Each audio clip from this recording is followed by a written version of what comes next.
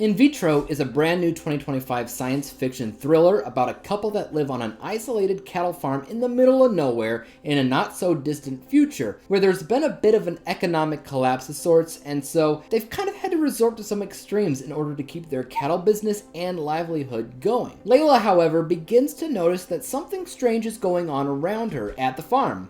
Her husband is acting a little bit sketch. There's unexplainable noises coming from different parts of the farm, and there may be an intruder on the premises threatening to turn their lives upside down. So here we have a movie that's pretty much impossible to discuss because the entire thing is just so deeply rooted in secrecy. It would just be incredibly easy to spoil something by telling you anything more about the plot. The poster doesn't give anything away, nor does the official plot synopsis or the trailer. Yeah, it's rare. The trailer actually doesn't give anything away. In fact, the first half hour of the film is quiet, it's reserved, it's desolate, and almost swimming in a feeling of despair and exhaustion. Without knowing anything about what's really going on in the film, you feel it.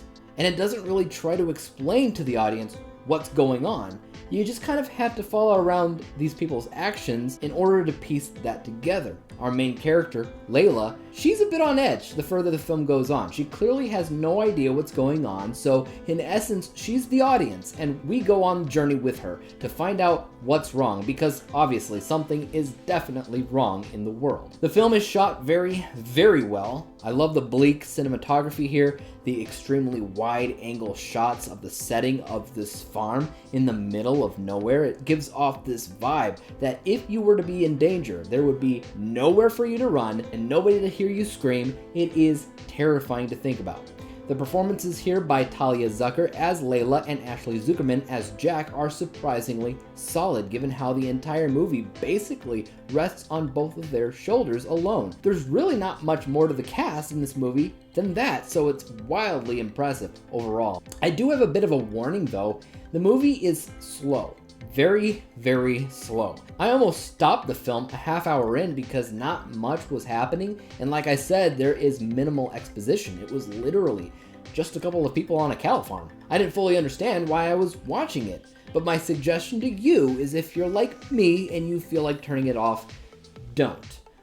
Wait at least the full 30 minutes before you make that decision, because that is when things begin to switch gears in the film. The twists and turns start to reveal themselves. And at that point, I knew I'd be watching the entire thing for better or for worse because I was all in. But it did take a minute to get there. Even so though, after those twists and turns start to make themselves known, the film only amps up in energy slightly. It's still slow. Even when it gets to be a cat and mouse thriller of sorts, it's slow. And I can definitely see why some people had stated that the film put them to sleep. At times, it can seem boring.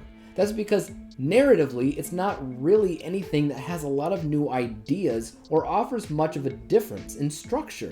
Its biggest strengths lie in a ton of technical departments such as cinematography, lighting and sound, performances, editing, and scope. But some of the film's biggest ideas, twists, and turns are things that I've seen in other movies, and things that I've ultimately seen done better, or at least more interestingly.